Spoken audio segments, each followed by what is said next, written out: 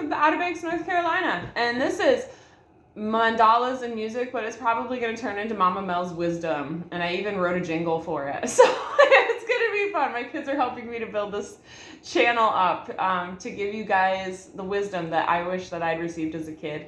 And I'm really grateful to be able to help give to my kids as they grow on their journey.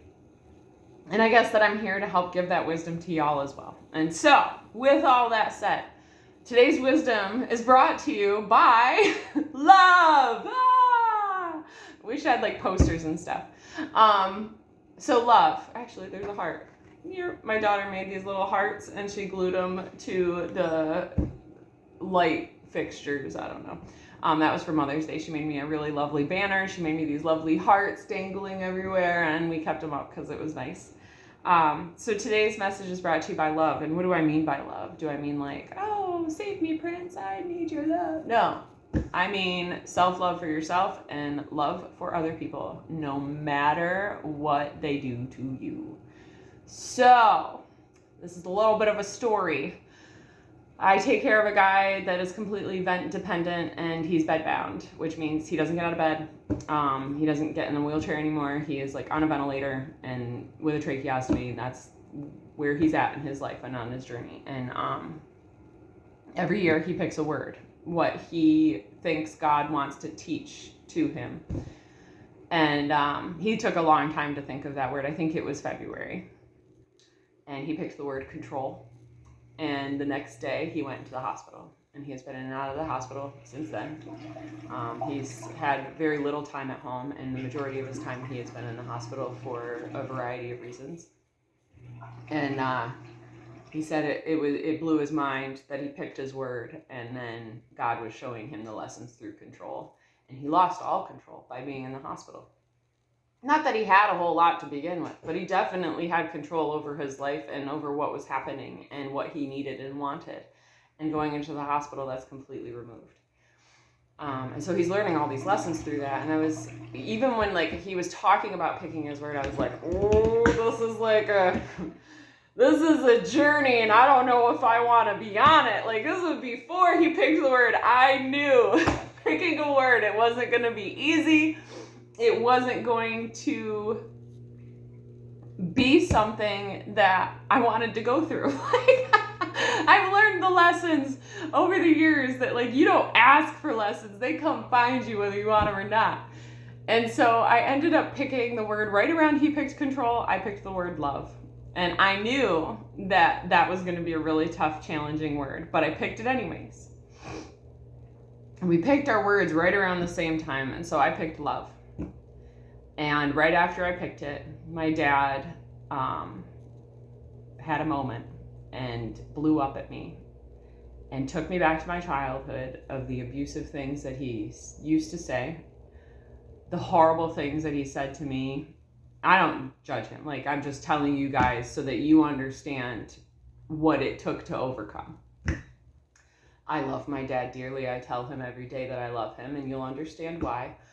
But he said to me things like, I wish you were never born. All I want to do is be left alone to die. I hate everyone around me, including you. You're a big piece of shit. You never amounted to anything. Like, awful things. Awful. That a dad should never say to their child.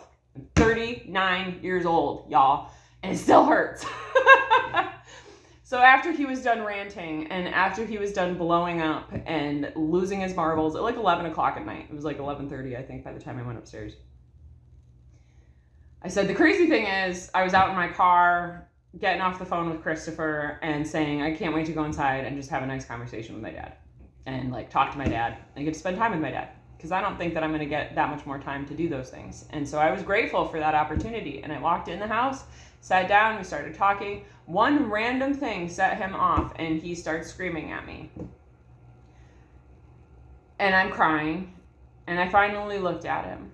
And I said, Dad, I don't care how much you try to hurt me.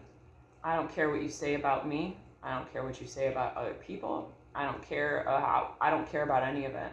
I said, I'm so sorry for the hurt you have gone through in your life. I'm so sorry for the things that have caused you pain. I'm so sorry for the trauma that you have gone through to make you behave this way at whatever age you're at. I'm so very sorry, and I wish that it never happened to you. But the one thing I can tell you right now is no matter how mean you are to me, I will love you no matter what. I will love you even if you're mean to me every day for the rest of your life. I don't care. I will love you. I will love you anyways. And I got up and I walked upstairs and I cried. I cried so hard that my daughter woke up out of sleep, she's 10, and hugged me. And I was so broken that this is where we're at all these years later, thinking things have healed, thinking things have gotten better. So broken. And I was like coming to the terms, Mel, you're never going to have a dad that appreciates you or loves you, and that's okay. And I found my gratitude. That was one thing that I did. I found my gratitude that my daughters didn't have to have a dad like that. That the dad that they have is the most amazing man I could ever possibly ask for. And he's the dad that I dreamed up and prayed for as a little girl. That's the crazy thing too. I've had to overcome a little bit of jealousy watching my girls grow up with the dad that I dreamed about, wishing that would be the dad for me. But that's the thing, like when you pray for things in this life, it might not be for you that gets them. It might be your children that gets them. And so I found my gratitude. I was able to go to bed. And the next morning I woke up, and as I was waking up, I'm still sitting in bed. My dad walks into the room and he apologized to me for the first time in 39 years, y'all. I received the first apology from my dad. He has punched me in the face because my cousin fell off the horse. That was my fault. I got punched in the face. I was 16 years old. He has beaten the crap out of me. He has abusively said horrific things that no daughter should ever hear, like various points throughout my life.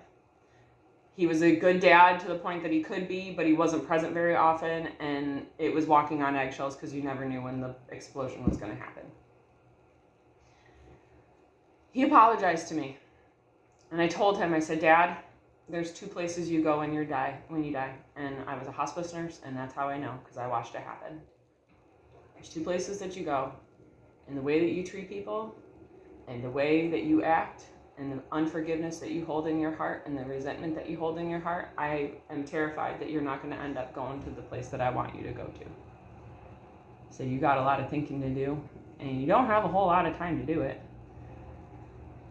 And I love you, and I just want the best for you, and that's what I've always wanted. Which, actually, that's a lie, because when I was a little girl, I did wish many times that my dad would pass away, because he was so violent, he was so scary, he was so mean. And so, with all of this, that wasn't the only situation. I was dealing with a lot of dynamics from the people around me of things that I didn't think that they should be doing or how they should be doing it. And learning to love them through it. And it was so hard, so incredibly hard. But I can tell you, truthfully, that my life has improved 100% because of this journey I took with a silly word called love. To learn how to love people through the darkest, difficult times. Love people at their worst. Love people even when I don't want to. Love people even when all I want to do as a trauma response is run away and hide and quit and not go back and just run. I loved everybody through it anyways. And God just kept telling me, like, Mel, you gotta love them. You gotta love them. You gotta love them. You gotta love them. And I was like, I don't want to. But I'm really glad I did, because all of those relationships and all of the things have resolved in a beautiful way that wouldn't have been able to take place if I had gotten defensive, if I had gotten resentful, if I had gotten vengeful, if I had, like, all of the things that you instinctively want to do based on your previous experiences. If I had done all of those things, running, hiding, I wouldn't have the relationships that I have with my family that I have today. I've learned to love people through their political differences. I have learned to love people through their opinions, and it really comes down to political differences. I've just learned to love people And I really encourage you guys to do the same, because it all comes down to love. And love is the most powerful force on this planet, because it can take a lion and turn him into a lamb. And that's my dad. And I don't think I've ever reacted that way. And maybe that's why I never got his reaction back of kindness, of love, of apology, repentance. Like, all of that stuff never happened in the past. And so the one thing that changed was me. The one thing that changed was my ability to overcome and love anyways, even when I didn't want to. So, with all that said, I want to wish you all a beautiful day. And I want to encourage you guys to love everybody, no matter the circumstance. Even the homeless guy on the side of the road that you think should go get a job. Love him anyways. Throw him some money, give him some food, give him some clean water. Help him out and give him love anyways. Even to the parent that has treated you with such disregard and disrespect and unkindness your entire childhood, I bet you if you start loving them through their trauma, they'll change too. Because that's what it all comes down to. This is all generational trauma, generational curse stuff. If you go back through the lineage of like my family or your family or anybody's family, you will see the patterns. You will see that everybody before you was going through the same things, and it's your choice, your decision, your ability, your power to make sure that it stops with you. And it stops with love, 100%. And that's what Jesus came to teach us, was love.